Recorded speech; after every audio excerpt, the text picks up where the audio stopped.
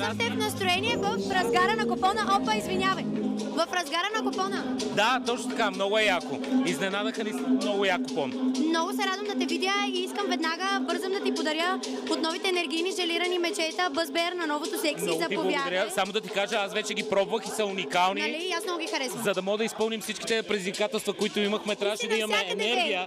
Така че това ни даваше енергията, така че уникални са. Как според теб се справи с участието си в инфлуенсърския лагер? Аз лично съм много доволен, защото дойдох с заявката, че ще спечеля всяка игра и реално спечелих всяка игра. Разбира се, отборно, благодарение на супер яките отбори, но беше много яко преживяване, беше уникално, просто самото преживяване е неповторимо. Незабравимо. Незабравимо, да. Добре, с кой най-много се сближи? Ами, сближих се с много хора. Димов много ме кефи, с него много си говорихме с Ставре.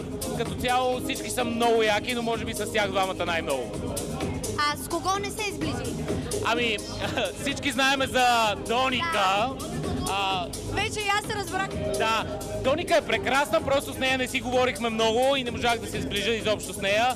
И това е човека, с който изобщо нищо не съм си казал. Добре, оставам те сега в разгара на купона да продължавате да се забавлявате. Благодаря много за подаръка, обожавам ги уникално. Моля.